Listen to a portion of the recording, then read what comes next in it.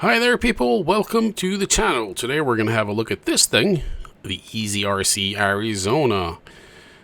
And as you can see, it's kind of bouncing around on the rocks here. I just did a short little test track and bounce. And yeah, there it is on the bench. It's a little truck. It's a Jeep, non-licensed. It shares the same platform as pretty much all the FMS, Rochobby, and other EazyRC trucks. There are slight differences. Some of them have the plastic chassis rails like this one. Some have metal ones, but axles, axle housings, gearbox, motor, wheels, and most importantly, shocks are the same for pretty much all of them. Some different wheelbases. They have at least two 6x6 trucks now, the Apache and whatever it's called, the 6-wheel drive Jeep. Anyways, let's do something about that bounce. And as you can see in the front there, on the shock, there's something, well, it doesn't look quite like the stock one. It is the stock one. It's just been fixed, improved. Oh, there we go. And so what you want to do is you want to modify those stock friction shocks. So what you need is some super glue, some thread tape, plumber's tape, whatever you want to call it. That's the Teflon stuff that you use when you're working on your pipes in your house or whatever. And some cheapo O-rings. Those O-rings are, I believe, 7 millimeters by 2 millimeters in a diameter and 2.5 millimeters thick, if I'm not mistaken. They were cheap. I bought a 10-pack and it was about $1, a little less than that.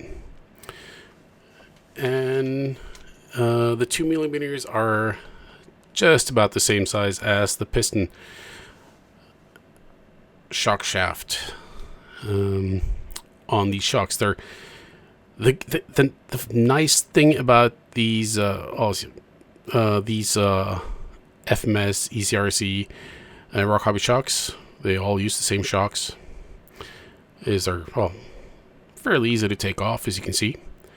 But they're built just not exactly like an oil shock, but they have the shock piston, I guess. Well, the shock itself is a closed system, kinda. So if you do a little bit of modification to it, you can turn it into an oil shock. And like I said, it's cheap. So there you have the shocks, friction shocks. So, but it does have a cap on the top, the unscrew, and the housing itself isn't open. Like some of the shocks, you have like little openings in them and stuff, so you could never do anything to those. But these, yeah, these we can make way better, and for really cheap. So if you're like me, you have some of the stuff already on hand: shock oil, the tape, super glue. I use so much super glue for all kinds of stuff. All you really need is the O-rings, the right size O-rings. And so you can, granted, you have to have some stuff from before, from already, the tape and the super glue, and some oil, preferably. So you can get away with making these shocks for super cheap. It cost me, well, less than 40 cents to modify all 4 shocks to be oil filled. I already had the other stuff. So disassemble the shocks. I like to scuff them up a little bit on some sandpaper to make sure the glue gets a bit more grip. Same with the O-ring. It's not super easy to do with the O-ring, but just sort of get the shine off it, and whatever releasing agent or whatever is on there, just want to dull it down a little bit to make sure the glue grips better. And then use your shock shaft, screw, whatever you want to call it, as a guide to get the O-ring on straight. And for some reason my camera has been really acting up with the autofocus. So, you see, that's kind of what you have to do, but you'll want to have some glue on there. And that way, if you want to just wing it and try to get it on straight, I tried that, I must admit, and I had to cut the O-ring off because it wasn't on straight. So use the screw as a guide. Put a bit of super glue. This is just regular Loctite super glue, nothing fancy at all. Was worried I wasn't going to be able to glue the silicone O-ring to the plastic, but I did my first couple of, I did the front shocks first, waited quite a while into the rear ones, and they've been oh man, I've had those front shocks done for months. They hold their oil pretty well. It's had a bit of a leak on one of them, but nothing major. There's still oil in there. So yeah, they've stayed glued together nice and tight for months. So no big issues there. So I did one, got it on straight, and did two, got that one on straight as well. And once the glue for the between the O-ring and the shock itself is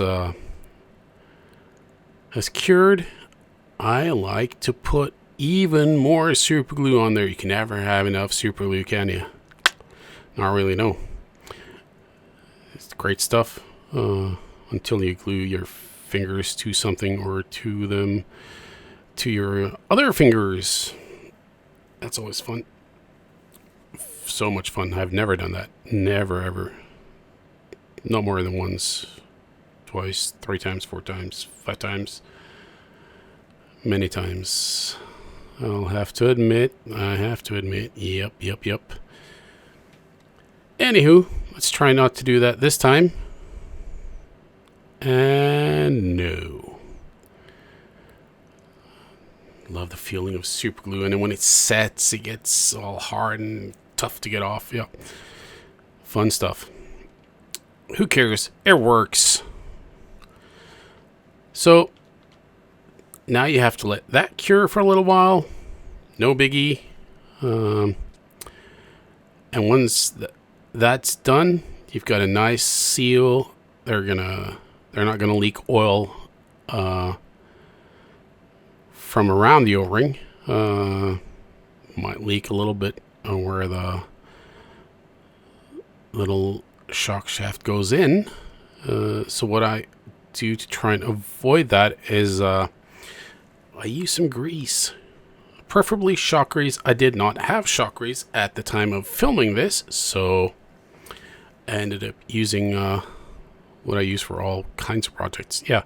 So the good thing about these, and like you saw when I took them apart, I didn't really think about the fact that these are screws. They have a hex at the end.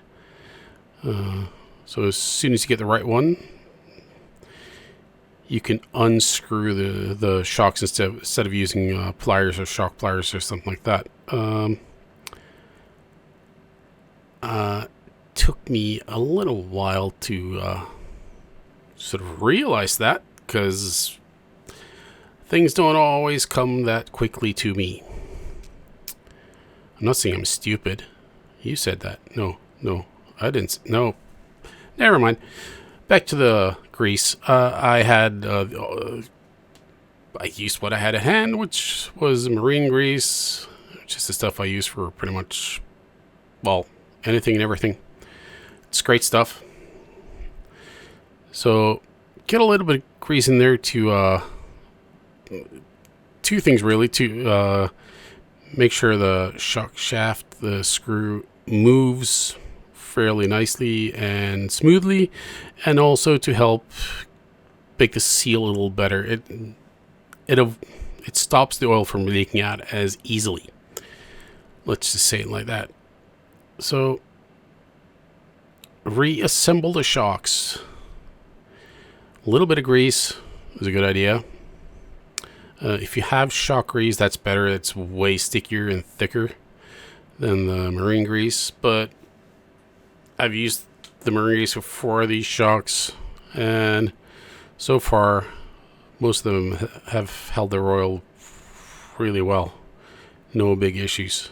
There's going to be a little bit of a leak maybe if you're unlucky, but I mean, it's no worse than the shocks on my SAX-10-2, the stock ones. No matter what you do to those, they tend to leak and they tend to lock up and whatnot. These have been no worse than that. Maybe even better. So, yeah, put them back together. I prefer running the springs on there and not run them like this. So, oh wait, I made a little mistake again. Oh, it happens far too often. Hate to admit it. Anywho, get the spring back on. Good boy. Screw it back together using the hex driver and not doing it the hard way with the pliers. Yeah. So there you go. Moves nice and smoothly. And I guess it's time to fill them up in some oil. I used what oil I had on hand. Well, that's not quite true. I have a few different ones, but the first time I put the two front ones together, I tried the 5-weight oil meant for the HPI Baja. And that was a bit too thin. The oil didn't really do much at all. So I ended up using the 30-weight that I got with my SX-10-2 Raw Builders kit, because that's what I had on hand. In addition to the Baja oil, which was way too thin. It's almost water-like. That's not enough. 30-weight, it's got the fairly heavy hard body on the FMS EazyRC trucks, Rochobbies. So 30-weight I've found works quite well. Yeah. Good choice. Nice oil. Don't fill them up as much as I did. I'd say 2/3, 3/4 of the way up. Same goes for most shocks, really. If you put too much in, it's just going to lock up. And I almost put too much in, but it works. It works. Don't fill it to the brim. Never a good idea. Once you have the oil in there, it's time to seal it up and get it on the truck. Oh, don't put more oil in, stupid. Oh, would you look at that guy? Jeez. Yeah, that's good. Yep, that's the right idea. Dab some of it out. Yeah, you don't want to overflowing. Good boy. Good boy. So, next step is getting a seal at the top, because there's no O-ring or seal or anything like that on the shocks. So I used plumber's tape, the Teflon tape, the thread tape, whatever you want to call it. It's there to help keep your pipes tight and not leaking when you're working on your pipes in your house. I've done that. Works well for that. And from experience, it works well for this as well. Well. And once that's done, screw the cap back on. Have fun. I would probably prefer a tiny O-ring. Well, not tiny, but thin. to seal the cap.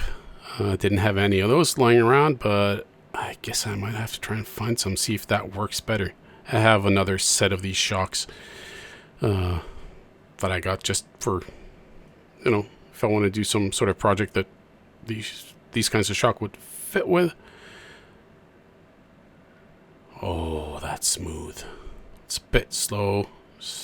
Yeah. Once you work them a little bit, they loosen up, work great. And once they're on the truck, in my experience, I've run it quite a lot since I put the shocks on. Really smooth. So much better, so much less bouncy than stock.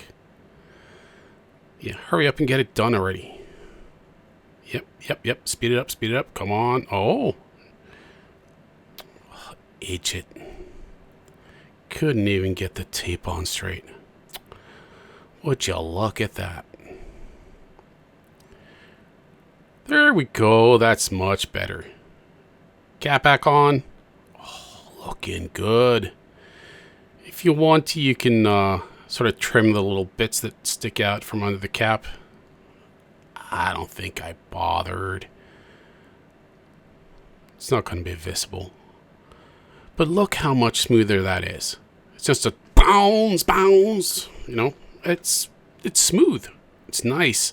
It's an oil shock on a cheapo hard body truck. Yeah. So, put them back on. Start at the bottom. Come on, hurry up. Nope. Ah, there we go. Good boy. And these screws, they have a little spacer thing on them. Not a spacer. See the little cylinder on the screw. That goes on the top. If you lose that, don't lose that. Because the shocks are going to rattle around at the top. It's there to fill out the hole in the top of the shock. So there we go, all done.